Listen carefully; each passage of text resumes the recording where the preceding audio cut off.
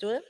Kementerian Pendidikan merujuk kepada definisi keciciran iaitu murid warga negara Malaysia yang berada dalam sistem pendidikan bersekolah tetapi keluar daripada sistem sebelum tamat tempoh pendidikan.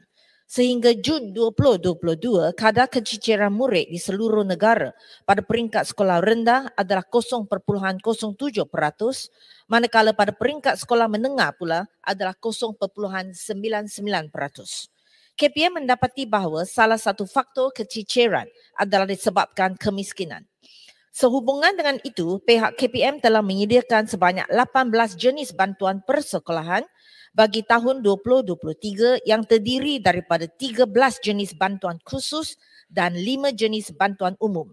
Bantuan ini turut diagihkan kepada murid yang layak dari keluarga berpendapatan rendah atau miskin seperti biasiswa kecil persekutuan, rancangan makanan tambahan, kumpulan wang amanah pelajar miskin, bantuan awal persekolahan, bantuan makanan asrama, bantuan perjalanan dan pengangkutan murid asrama dan bantuan pakaian seragam badan beruniform. Selain daripada itu, pelbagai bantuan seperti pinjaman buku teks serta khidmat guru bimbingan dan kaunseling dan guru pemulihan turut disediakan bagi menyokong minat murid untuk meneruskan persekolahan. KPM juga menyedari bahawa isu kehadiran murid juga terkesan sekiranya ibu bapa terpaksa menanggung kos yang tinggi untuk menghantar anak ke sekolah terutamanya yang terletak jauh dari rumah. Kehadiran murid ke sekolah ini bergantung kepada kemampuan ibu bapa yang secara umum dia berpendapatan rendah. Justru bagi memastikan akses kepada pendidikan diberi keutamaan, KPM telah memperluaskan sekolah komprehensif 9 atau K9 dari 12 buah sedia ada kepada 17 buah. Matlamat utama sekolah K9 diwujudkan bagi menangani isu keciciran di kawasan pedalaman, terutamanya bagi murid yang menghadapi kesukaran untuk meneruskan pendidikan ke peringkat menengah atas faktor lokasi ke sekolah menengah yang jauh, bentuk muka bumi yang mencabar dan sosial ekonomi keluarga. Selain itu, KPM juga memperluaskan konsep K9 kepada sekolah komprehensif 11, K11. Ini merupakan satu inisiatif dalam memberikan akses pendidikan yang lebih menyeluruh dari peringkat rendah hingga menengah selama 11 tahun, iaitu daripada tahun 1 hingga tingkatan 5. Konsep K11 ini juga dijangka mampu mengurangkan kadar keciciran transisi murid dari tingkatan 3 ke tingkatan 4 atau transisi peringkat pengajian menengah rendah ke menengah atas. Sekolah K11 juga menjadi inisiatif yang akan menyokong usaha KPM ke arah memastikan murid di kawasan yang dikenal pasti dapat menamatkan pendidikan 11 tahun. Sebagai permulaan, KPM telah memulakan program rintis K11 di SKRPS Betau Kuala Lipis, Pahang yang sekarang dikenali sebagai SMK RPS Betau Khas bagi murid orang asli di kawasan tersebut. Di samping itu, program rintis ini juga dilaksanakan di SMK Long Bedian, Baram, Sarawak. KPM yakin dengan bantuan yang diberikan dapat menangani keciciran murid dan memastikan mereka kekal dalam sistem pendidikan negara sehingga tamat persekolahan. Sekian, terima kasih. Soalan tambahan Yang Berhormat Farid. Terima kasih yang diucapkan kepada Yang Berhormat Timbalan Menteri atas jawapan diberikan. Mengikut angka dikeluarkan oleh Institut Hak Ekonomi dan Demokrasi Malaysia, IDEAS, bahawa hampir 60% keciciran ini berpunca daripada kemiskinan. Dan daripada itu, punca utama pula ialah ketidakhadiran. Terima kasih atas apa yang telah dinyatakan tadi, inisiatif untuk memastikan pelajar-pelajar ini dapat hadir ke sekolah. Berbagai inisiatif dilakukan. Cuma soalan saya, sejauh manakah inisiatif sistem pendidikan berkualiti tinggi diusahakan oleh KPM diberikan kepada keluarga miskin di bandar dan juga di luar bandar, seperti menyediakan menambah lagi asrama, sekolah berasrama, termasuklah berasrama penuh. Juga termasuklah di kawasan saya, di kawasan Parit, masih lagi memerlukan asrama-asrama didirikan bagi sekolah-sekolah ini, memandangkan mereka mengalami masalah pengangkutan, khususnya yang terpencil. Yang kedua, bagaimana pula dengan usaha penyediaan peralatan pembelajaran untuk sekolah-sekolah luar bandar khususnya, termasuk peranti akses internet yang baik di sekolah di seluruh negara kita, adakah telah mencapai pada tahap yang baik? Terima kasih. Yang Berhormat Menteri. Terima kasih Tuan Yang di-Pertua, terima kasih YB Parit. Ketidakhadiran di murid akan juga mengakibatkan keciciran. Satu daripada seperti yang disebutkan oleh YB Parit, 60% atau lebih adalah kerana kemiskinan. Kita dapati di peringkat menengah, kadar keciciran lebih tinggi.